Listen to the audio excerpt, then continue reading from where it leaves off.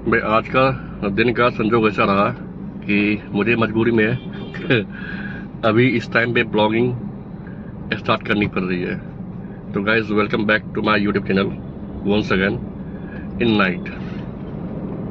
तो रात को बज रहे अभी 10 सवा 10 और इस टाइम पे भाई जो अपना ये जयपुर हाईवे है फुल अभी तो जाम लगा हुआ है, क्योंकि अभी भाई ट्रक का टाइम है, सब कुछ का टाइम है, अभी जाम लगा हुआ है।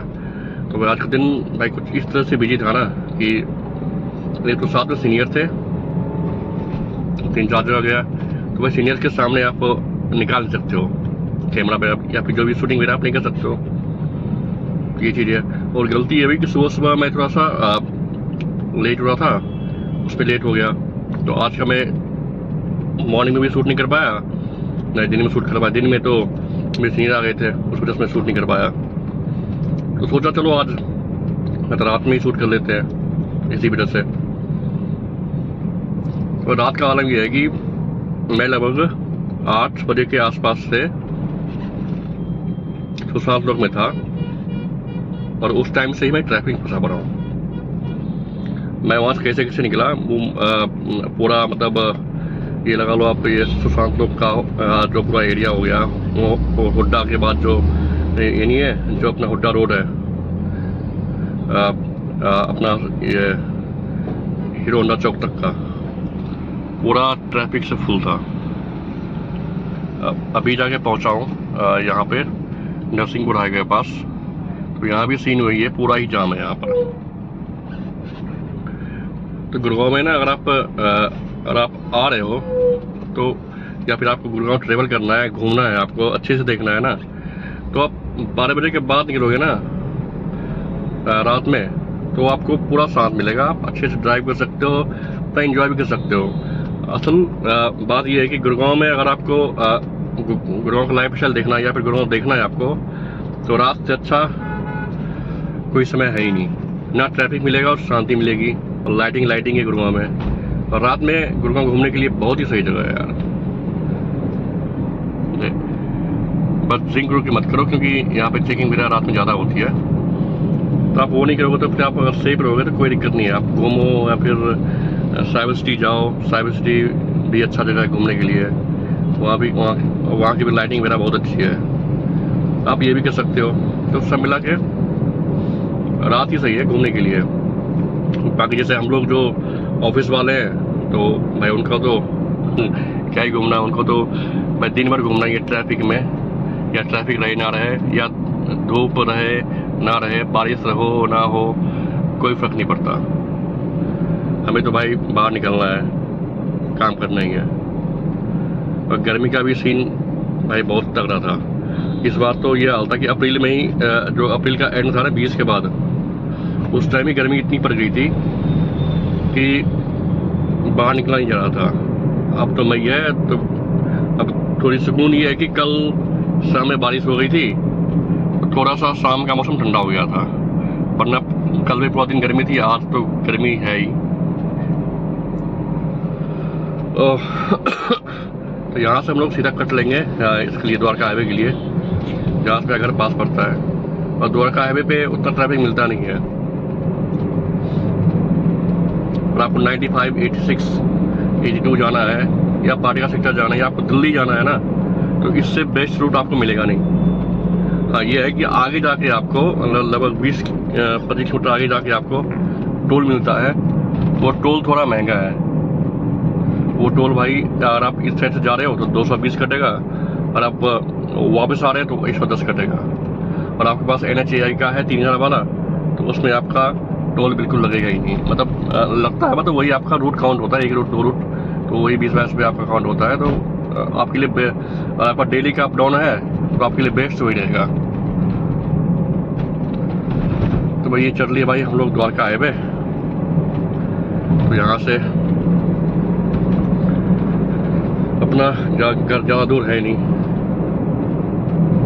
सही है। बैंकिंग में यार किस टाइम कस्टमर बुला ले और जाना पड़ जाए, ये चीज़ कभी फिक्स नहीं होता है। अब कस्टमर ने बुलाया था 7 बजे, ठीक है, मैं उनके पास पहुंचा, इतना ट्रैफिक था, क्योंकि 6 बजे के बाद अगर आप कहीं निकलते हो ना गोवा में तो आपको ट्रैफिक मिलना ही है, क्योंकि वो भाई ऑफिस का भाई ऑफ ओवर होता है, सारे ऑफिस बंद होते हैं तो सभी लोग अपने घर निकलते हैं, तो उस टाइम ट्रैफिक मिलता ही है। तो मैं पहुंचा ही था 7 बजे मैं पहुंचा ही था उनके पास में। तो वही लगभग 1-1.25 घंटा, मतलब 8:30 बजे के आसपास में वहाँ फ्री हुआ था। फिर भाई 8:30 से लेके जो ट्रैफिक में फंसा हूँ मैं अभी तक घर नहीं पहुँचा हूँ। और रास्ते में रुक गया था मैं, क्योंकि इतना ट्रैफिक था। उस ट्रैफिक में फ्यूल फूकने से अच्छा है कि अपना थोड़ा सब्र कर लो तो सही रहेगा। भाई यहाँ की जो लाइटिंग है ना रात में सही लगती है, वो द्वारका हाईवे की लाइटिंग।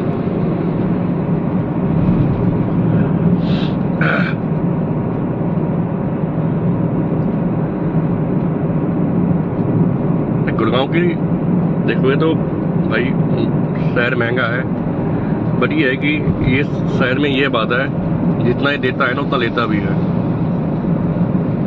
आप जो अर्न कर रहे हो ना यहाँ पर, आपको यहाँ आप चाहोगे कि यहाँ से अर्न करके सेविंग कर लिए, बहुत टफ है यार।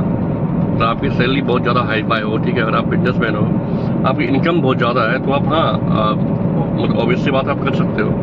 जैसे मुझसे जॉब वाले आदमी जिनकी सैलरी एवरेज है, तो वो सोच लेंगे कि मैं यहाँ से करके कुछ कर लूँ, अपना ज़मीन ले लूँ या घर बना लूँ।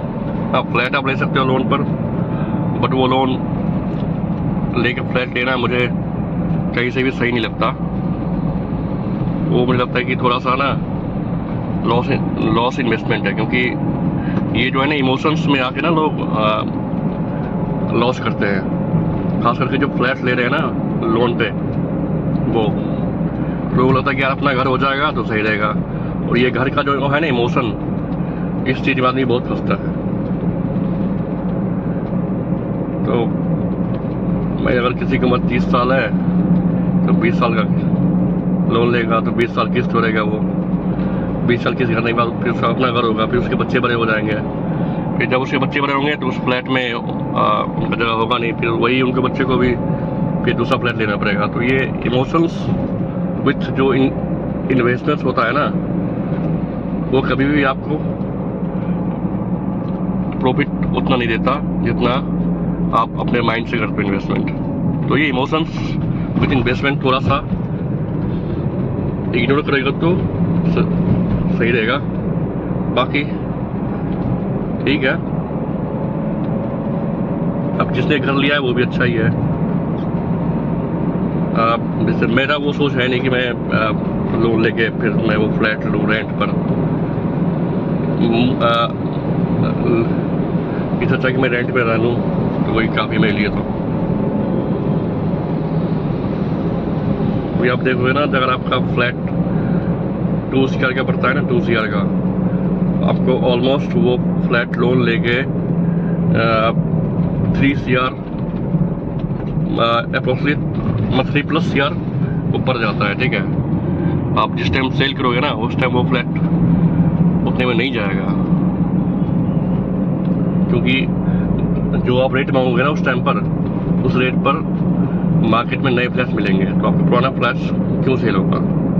फ्लैट का जो है जो फ्लैट्स होते हैं ना, इनकी इंक्रीमेंटल वैल्यू होती है मुश्किल से 5 से 10 साल के बीच होती है। 10 साल के बाद फ्लैट का वैल्यू नहीं बढ़ता है, चाहे आपका फ्लैट किसी भी कंपनी से हो, DLF से हो या किसी भी ब्रांच से हो, उससे आपका फ्लैट नहीं बढ़ता।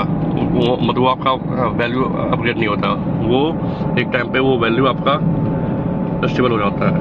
और बहुत चीज़ों में वो आपका वैल्यू डिक्रीज जो होता है, तो यही है। 10 साल बाद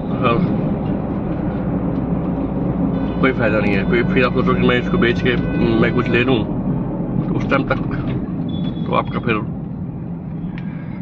आउट ऑफ बजट जाएगा बहुत सारी चीज़ें।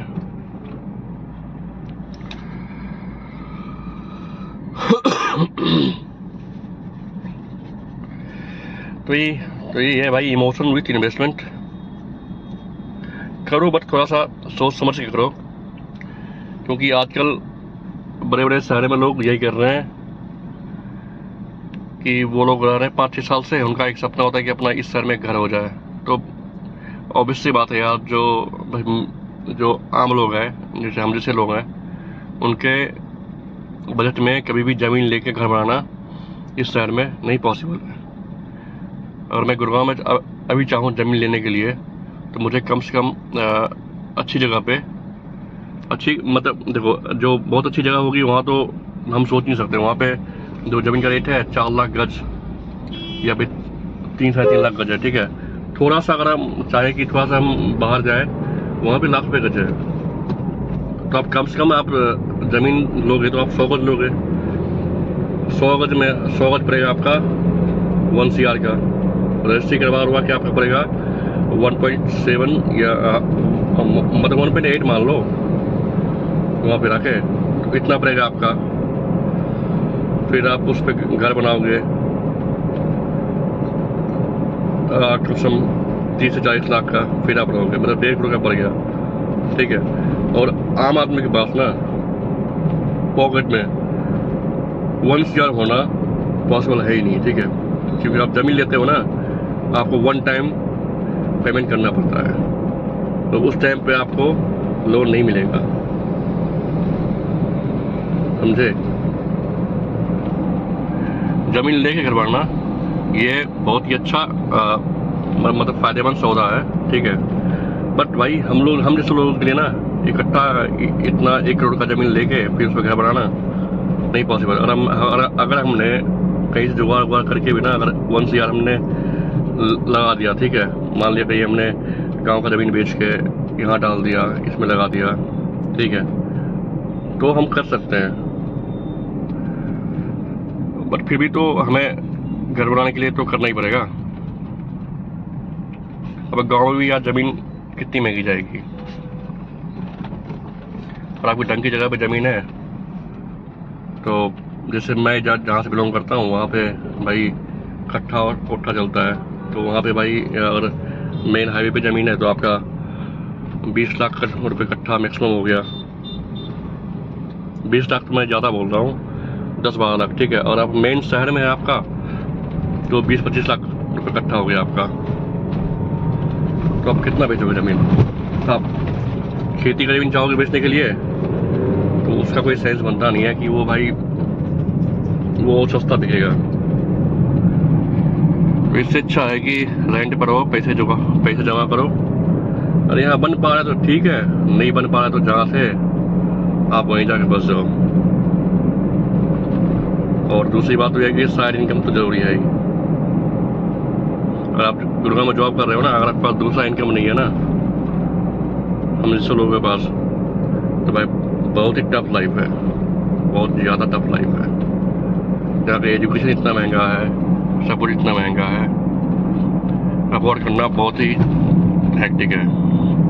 जैसे मैं अपने जो लोग हैं मेरे गांव के, उनको बोलता हूँ कि मेरी सैलरी इतनी है, तो वो लोग बोलते अच्छा आपकी सैलरी इतनी है, फिर तो आपको इतना बचता होगा। पर उनको ये नहीं पता कि वहाँ का महंगाई क्या है। यहाँ पे नमक, दाल, चावल, पानी सब कुछ खरीद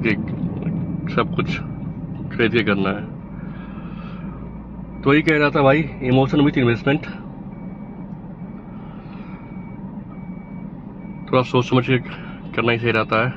तो भाई आज का ब्लॉग यहीं पे ख़त्म करते हैं।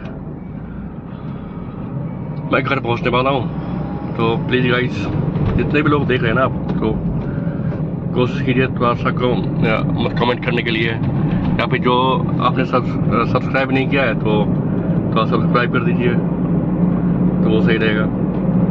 बाकी वीडियो का फीडबैक वगैरह आप देते रहिएगा, ताकि मैं कुछ अपने अंदर में इम्प्रूवमेंट डालता रहूँ। Thank you so much for watching this.